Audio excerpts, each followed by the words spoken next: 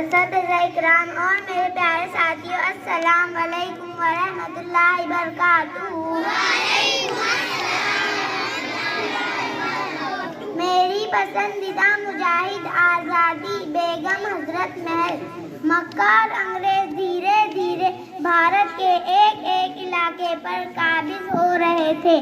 اس ابتدائی دور میں انگریزوں سے بہادری کے ساتھ مقابلہ کرنے والی اودھ کے راجا واجد علی شاہ کی بیگم حضرت محل میری پسندیدہ مجاہد آزادی ہے۔ لکھنؤ کے بعد انگریز نہایت خوشحال ریاست اودھ پر قبضہ کرنے کے لیے بے چین تھے۔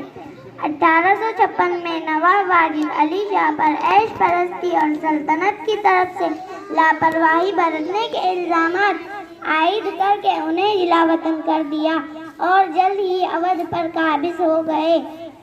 17 جنوری 1857 کو نانا صاحب پیشوا مولوی احمد اللہ شاہ کے کہنے پر حضرت محل اپنے نابالغ بیٹے برجس قدر کو تخت پر بیٹھا کر انگریزوں کے خلاف میدان میں اتر آئی۔ بیگم حضرت محل اپنے بیٹے کی طرف سے حکومت چلا رہی تھی۔ انہیں تمام اختیارات حاصل تھے، مگر وہ دوسروں کی طرح قوانین کی پابندی کرتی تھی۔ حضرت محل نے ہر مرحلے پر بہادری سے انگریزوں کا بہادری سے مقابلہ کیا، مگر شکست ان کے نصیب میں تھی۔